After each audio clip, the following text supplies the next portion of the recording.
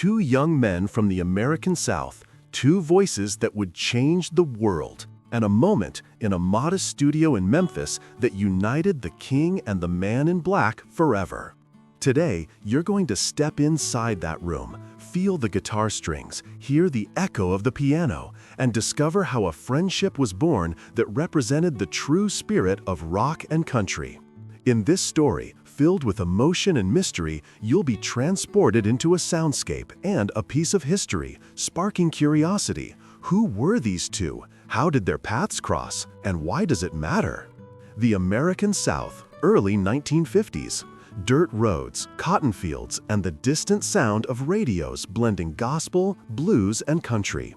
From this simple yet musically rich backdrop emerged two young men whose paths were destined to cross: Elvis Presley and Johnny Cash.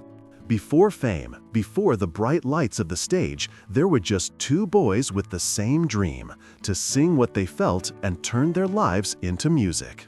Both were born into humble, deeply religious families, raised amid hard work, faith, and church music.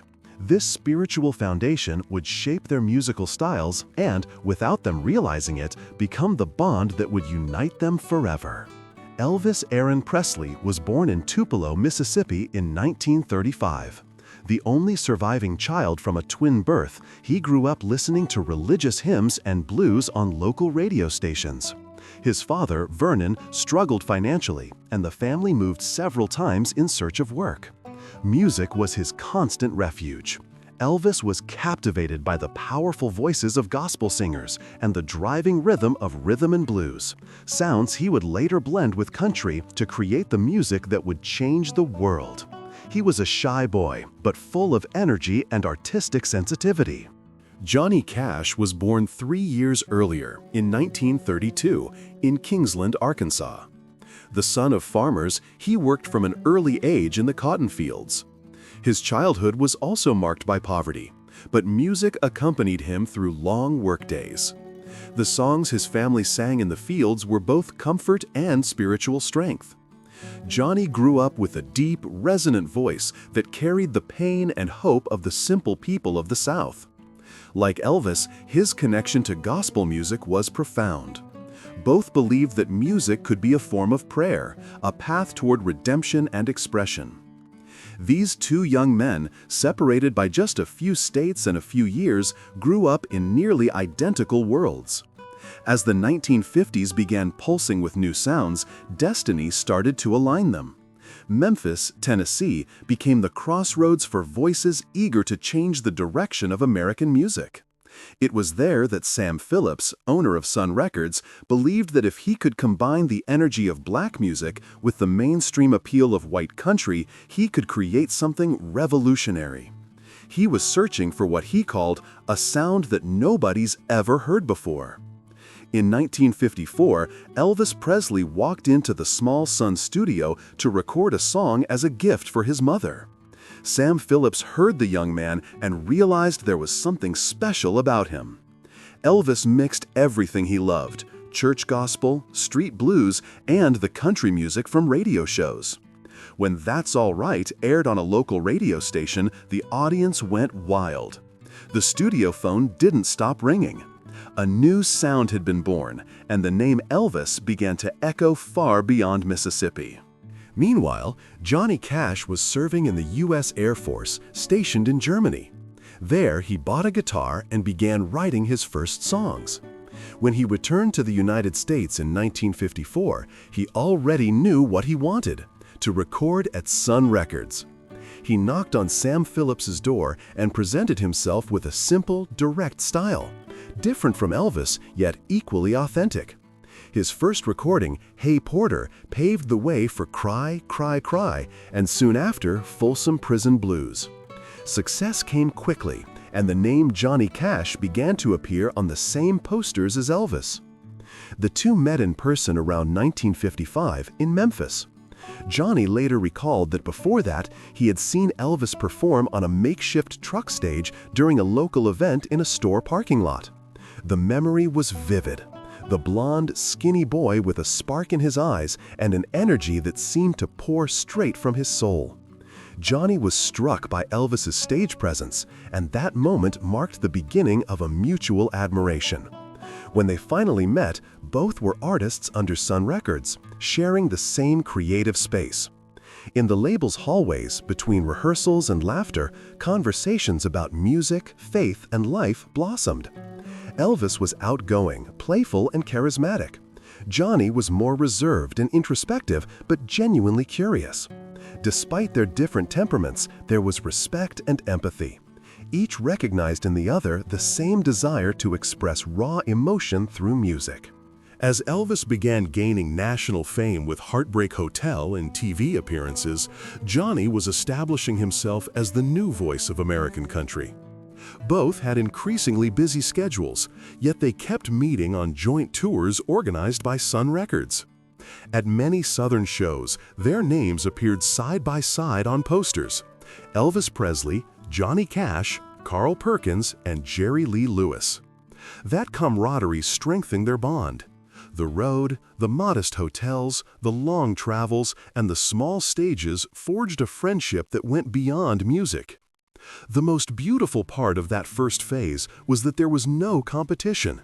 Even when Elvis began dominating the charts, Johnny never saw him as a rival.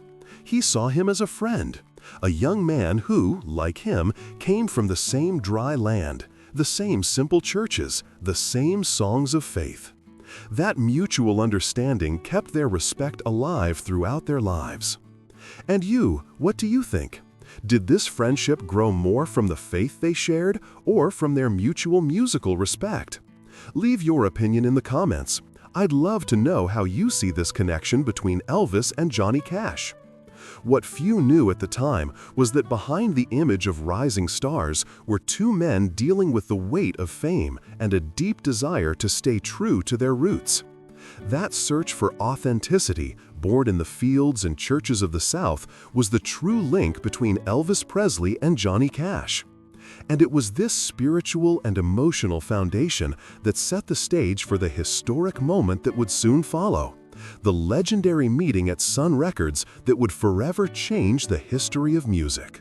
The year was 1955. Sun Records had become the beating heart of a musical revolution. In that small studio in Memphis, the sound was new, the energy raw, and the ambition immense. Elvis Presley, Johnny Cash, Carl Perkins, and Jerry Lee Lewis were creating what the world would later call rockabilly. They were young men from different backgrounds, but with the same hunger for expression. And in this atmosphere of intense creativity, filled with sweat, cigarettes, and laughter, the friendship between Elvis and Johnny Cash grew stronger.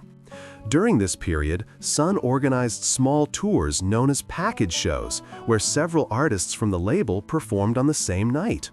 The audience paid for one ticket and watched a string of performances, a kind of traveling American music festival. Elvis, with his explosive charisma and that famous hip-shaking that drove crowds wild, was paving the way for a new era. Johnny, with his steady guitar and signature boom-chicka-boom rhythm, represented the country tradition in a modern and poetic way. It was an unlikely but magnetic combination. On many of those nights, they traveled together, sharing backstage rooms and long talks about faith, the road, and family. Elvis spoke of his mother, Gladys, with the same spark in his eyes that Johnny had when talking about the songs of his childhood. There was between them a simple connection based on respect. Success was still fresh, and fame, though growing, hadn't built walls between them. They were two dreamers living through the height of an era that was just beginning. One interesting detail from those tours was the contrast in their personalities. Elvis was the center of attention, playful, energetic, and always surrounded by people. Johnny was more introspective, observant, preferring to sit quietly in the dressing room, strumming his guitar and writing lyrics. Still, they understood each other. Johnny often said Elvis had a pure, almost childlike joy, and that when he stepped on stage, he seemed lit from within. Elvis, in turn, admired Johnny's serious and profound nature, the way his songs spoke of truth and pain. As fame grew, their bond deepened. Sun Records, with its limited resources, couldn't hold on to artists who were quickly taking over the nation. Elvis soon signed with RCA Victor, marking the beginning of his meteoric rise. Even so, despite the label change, their respect for each other remained unshaken. Johnny continued recording at Sun, building his path steadily, while Elvis exploded on television and movie screens. It was in this context that one of the most iconic days in music history occurred, December 4, 1956. Carl Perkins was in the Sun studio recording new tracks, accompanied by the young Jerry Lee Lewis on piano. Elvis, already a star at RCA, decided to stop by to visit old friends. Johnny Cash, who happened to be in town, also dropped by to say hello. What began as a casual visit turned into one of the most legendary meetings in American music. Inside that small studio, with no warning or script, the four began to play together. There were no cameras, no audience, no plans for a formal recording. Just musicians having fun, revisiting gospel songs they loved, and improvising country and blues classics. Sam Phillips, always with a keen instinct for magic moments, told the sound engineer to roll tape. And so was born what the world would later know as the Million Dollar Quartet. The recording was chaotic and spontaneous. Elvis and Jerry Lee traded piano licks, Johnny harmonized on guitar, and Carl Perkins held the rhythm with his unmistakable sound. Between songs, laughter and conversation filled the room. It was more than a jam session, it was a celebration of friendship and of the roots that united them all. They sang religious tunes, Southern hymns, and laughed like boys who didn't yet realize the magnitude of what they were creating. What's most remarkable is that, though unplanned, the session captured something no modern studio could ever replicate: the purity of music made for the sheer joy of playing, free from expectations or industry pressure. It was the sound of beginnings, when all that mattered was the music itself. The atmosphere between Elvis and Johnny Cash was one of genuine camaraderie. Elvis cracked jokes, recalled old tunes, and encouraged everyone. Johnny smiled, joined in, and radiated pride just to be there. And you? Do you believe this meeting was pure coincidence, or that fate brought these legends together that day? Leave your comment and tell us which part of this story moves you the most. When the tapes from that afternoon were discovered and restored many years later, fans were amazed. It was like uncovering a living portrait of a lost era. Listening to the audio, you can feel the energy and sense the friendship between them. There's no ego, no rivalry, just four men who loved music. Elvis and Johnny especially seemed like two sides of the same coin, one embodying light and energy, the other soul and depth. After that historic session, each went his own way. Elvis dove into stardom, becoming the greatest rock icon of his generation. Johnny Cash took a steadier path, remaining faithful to the simplicity and rural poetry that made him unique. Even with the distance between their careers, the friendship endured. Johnny kept vivid memories of that day, and in many interviews throughout his life, spoke fondly of Elvis, describing him as a young man full of light and pure heart. The Million Dollar Quartet session, though brief, was more than a musical event. It was a portrait of the American soul, of a generation that transformed the sounds of churches and fields into global culture. In that single day was captured the spirit of the South, faith, improvisation, friendship, and passion for music. That December 4th didn't just record the meeting of four talented musicians, it preserved the essence of an era and the bond between two artists who, even following different paths, remained connected by the same flame that had driven them from the start: the truth of music made from the heart. After that legendary meeting at Sun Records in 1956, Elvis Presley and Johnny Cash went their separate ways, but the essence of their friendship and respect never faded. Fate had chosen for them to become symbols of distinct eras in American music, each with his own style, message, and soul. What united them ran deeper than success or fame. It was their shared roots, their common ground, their gospel, and their passion for music born from truth. Elvis shot up like a rocket. RCA poured resources into his image, and he quickly became the face of American youth. His television appearances, films, and sold-out tours placed him on an untouchable pedestal. He became the icon who embodied sensuality, charisma, and rebellion.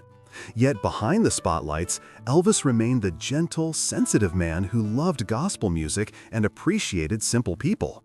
He never lost respect for those who started alongside him at Sun, and Johnny Cash was one of those names he cherished. Johnny, on the other hand, took a quieter but no less powerful path. His deep voice and honest lyrics made him the storyteller of the American people.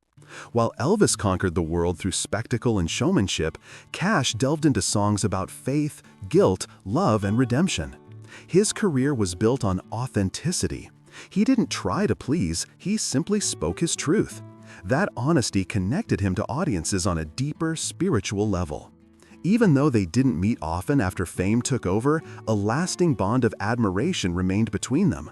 In interviews, Johnny Cash always spoke of Elvis with tenderness and respect.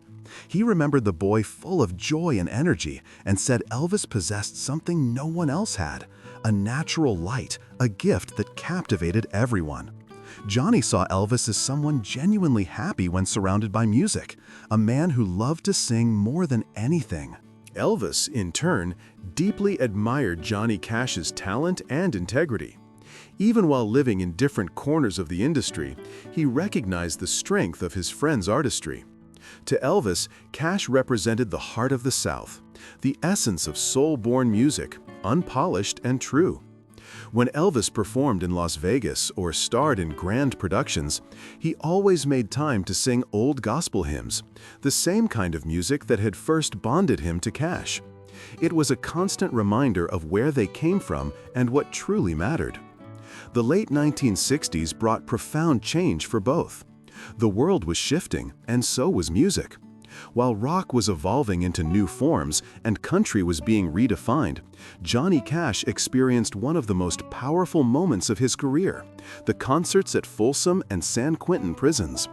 He sang for men forgotten by society, bringing them hope and compassion, the same spirit of the Arkansas boy who believed in faith and redemption. Meanwhile, Elvis made his electrifying return with the 1968 comeback special, proving to the world that the King was still alive, not just as an artist, but as a man deeply in love with music. These two parallel moments show how, though their careers took different directions, their essence remained connected. Both sought to rediscover the authenticity they had at the beginning. Elvis through his visceral return, Johnny through performances filled with emotion and truth. Each became a symbol of the struggle to remain genuine in an industry that often demanded conformity. In the following years, Johnny Cash helped form what many called the second generation of the Sun family, bringing together artists who, like him, honored the legacy of the Memphis pioneers. In 1985, he reunited Carl Perkins, Jerry Lee Lewis, and Roy Orbison to record the album Class of '55, a direct tribute to the golden age of Sun Records. The project celebrated the roots of rock and country and served as a heartfelt homage to Elvis, who was no longer with them. Cash spoke of his friend with gratitude and longing, saying that Elvis had opened doors for all who followed. Time passed, but the impact of that friendship remained. For fans, Elvis and Johnny represented two sides of the same American soul. Elvis was the flame of youth, the spark of cultural revolution. Cash was the echo of conscience, the voice of faith and endurance. One sang of love and desire, the other of forgiveness and redemption. Together, even apart, they formed the perfect balance between emotion and reason, light and shadow. In his later years, Johnny Cash continued to remember Elvis as a kind and genuine man. He often said the world only saw the star, but behind that image was a man of faith who loved his family and had a pure heart. That constant remembrance shows that, more than label mates, they became part of each other. Their friendship survived distance, fame, and time because it was born from something real, simplicity and mutual admiration. The legacy of their bond goes far beyond music. It represents the purity of a generation that believed in art as a force for transformation. Elvis Presley and Johnny Cash weren't just two musical giants. They were men who poured their souls into their songs and proved that honesty and emotion can transcend decades. Even today, when someone hears the strum of Cash's guitar or the unmistakable voice of Elvis, there's a familiar feeling, as if the two are still speaking to each other through music. And, in a way, they are. Their friendship lives on, resonating in every chord, every lyric, and every fan who understands the power of genuine connection between artists who sought not only fame, but eternity. Time passed, but the impact of that friendship remained. For fans, Elvis and Johnny represented two sides of the same American soul. Elvis was the flame of youth, the spark of cultural revolution. Cash was the echo of conscience, the voice of faith and endurance. One sang of love and desire, the other of forgiveness and redemption.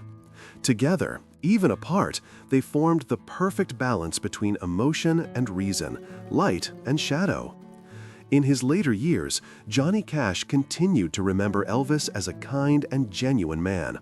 He often said, "The world only saw the star, but behind that image was a man of faith who loved his family and had a pure heart." That constant remembrance shows that, more than label mates, they became part of each other. Their friendship survived distance, fame, and time because it was born from something real, simplicity, and mutual admiration. The legacy of their bond goes far beyond music. It represents the purity of a generation that believed in art as a force for transformation. Elvis Presley and Johnny Cash weren't just two musical giants. They were men who poured their souls into their songs and proved that honesty and emotion can transcend decades. Even today, when someone hears the strum of Cash's guitar or the unmistakable voice of Elvis, there's a familiar feeling, as if the two are still speaking to each other through music. And in a way, they are. Their friendship lives on, resonating in every chord, every lyric, and every fan who understands the power of genuine connection between artists who sought not only fame, but eternity.